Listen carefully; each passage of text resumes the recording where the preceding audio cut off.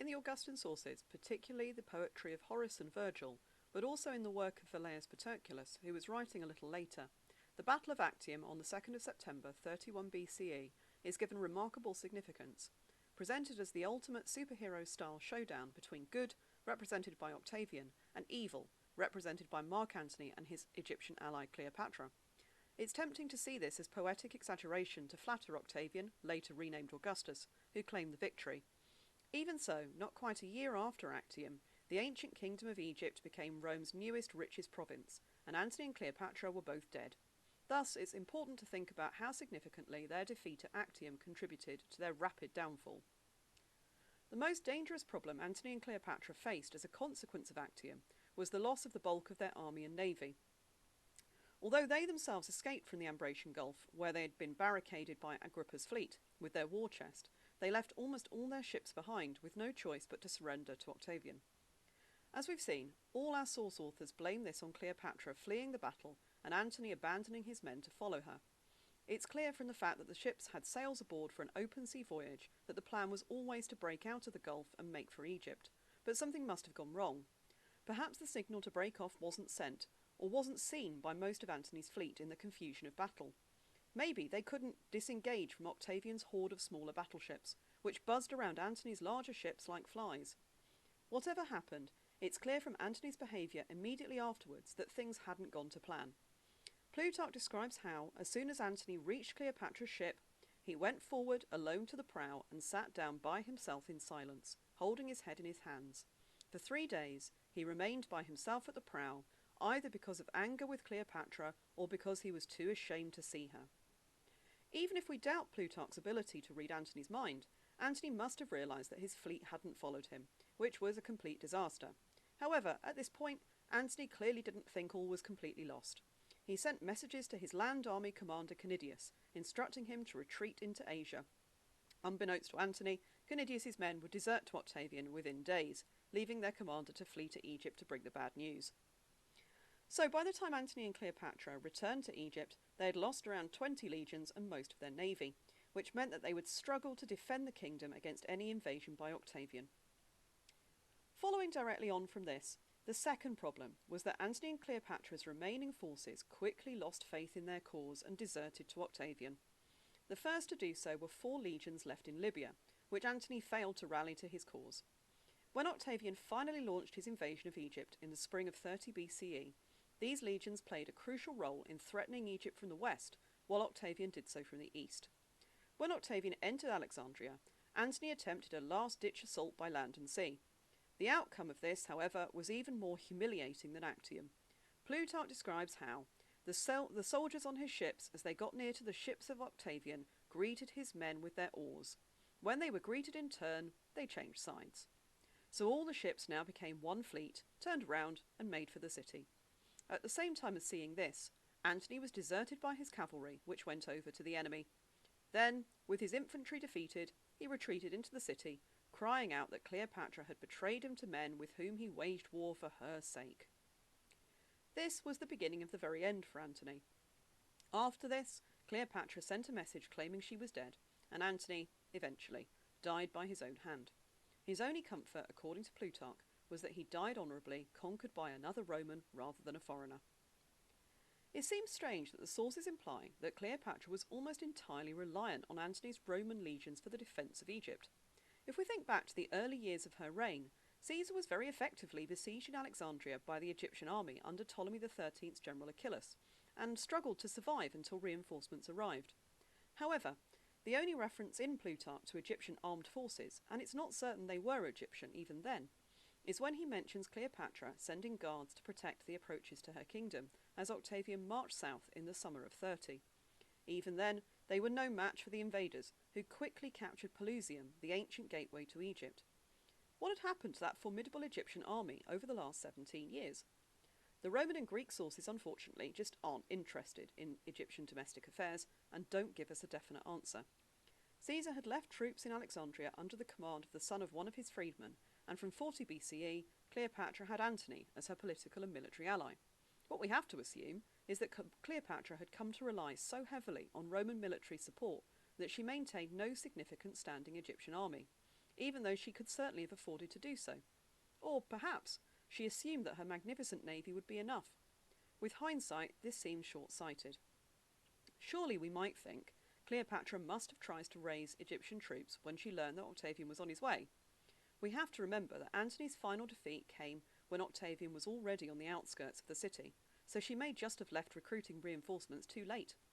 There is a little evidence that some Egyptians at least were willing to fight for their queen. On the 31st of July 30, Octavian executed Petubastis, the 16-year-old high priest of Memphis, who was also one of Cleopatra's cousins. He could have acted as a political and spiritual figurehead for any rebellion, and his elimination shows that Octavian did see this as a possibility. We can infer, however, from Cleopatra's actions when she first returned to Egypt, that her first priority was not to defend her country. Her plan, Plutarch says, was to lift her fleet out of the water and drag the ships across the isthmus, separating the Mediterranean from the Red Sea. She would then relaunch them in the Arabian Gulf with a lot of money and enough force to settle in parts outside Egypt. However, when they began to move the ships, Arabians from the city of Petra burnt them. It was at this point, with the means to escape lost to her, that Cleopatra was forced to deploy troops to guard the approaches to Egypt as a last resort. Cleopatra's failure to launch her fleet into the Red Sea can be blamed indirectly on the result of Actium. The Arabians were actually the subjects of the Nabatean king Malchus, whose lands Antony had given to Cleopatra.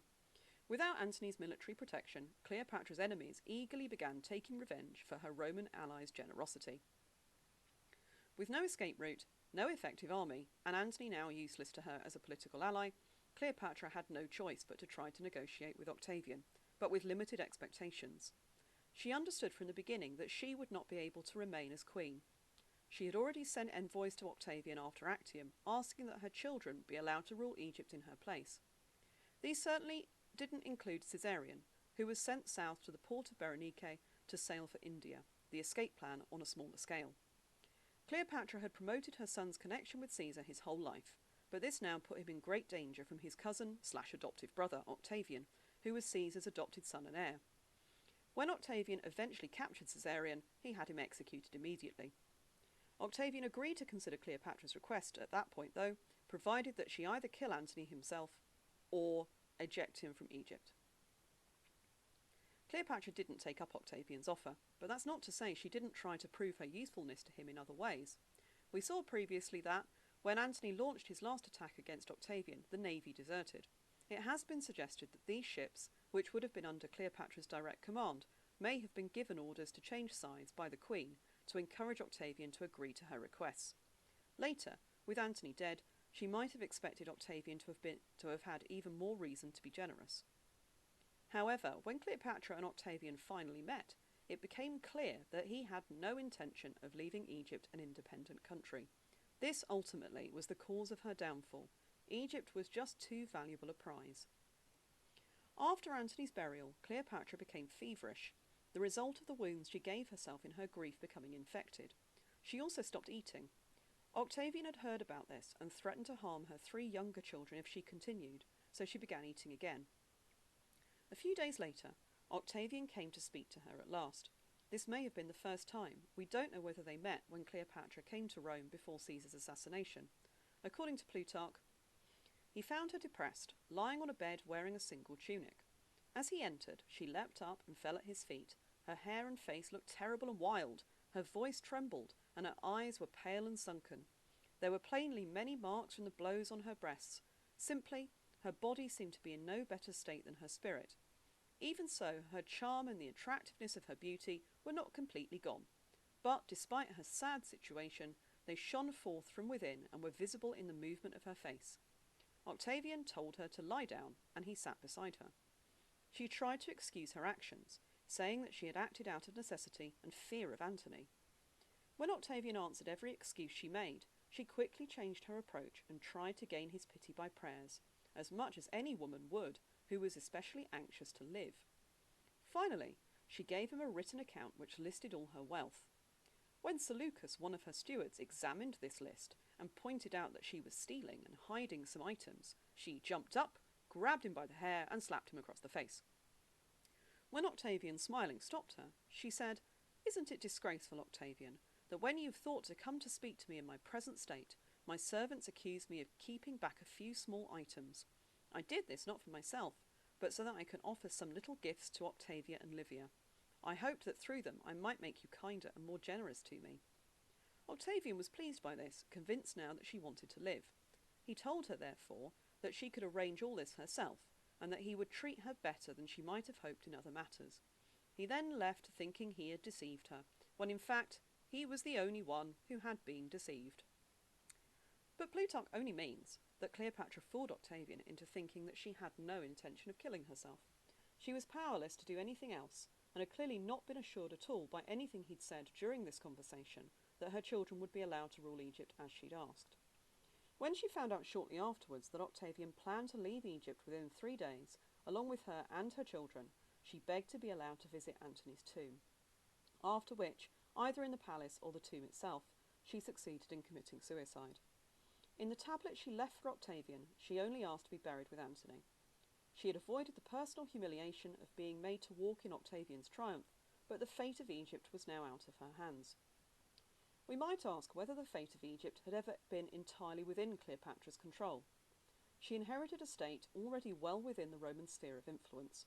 Her father had been set back on his throne by Roman troops. Before that, Roman politicians had been talking about whether to conquer Egypt for years. She herself wouldn't have regained power in 48 without Caesar's help. Caesar had only taken an interest in Egypt because of what the kingdom could offer to Rome: gold to pay his troops and wheat to feed the Republic.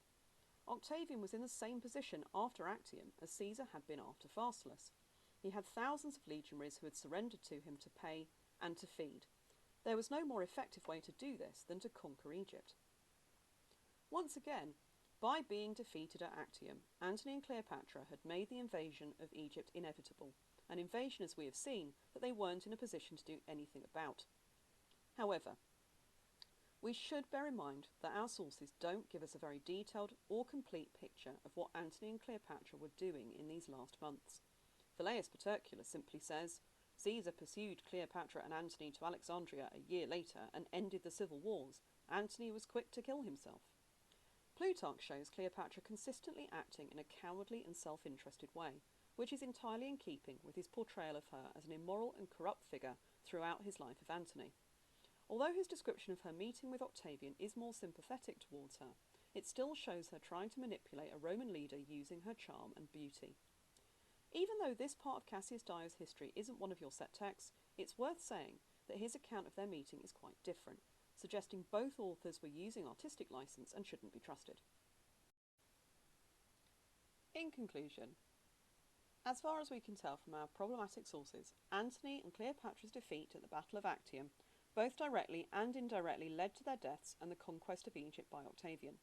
Their troops abandoned them, their escape plan failed, and Octavian had no desire or need to negotiate. Had Octavian not been recalled temporarily to Italy, Egypt might have fallen months sooner.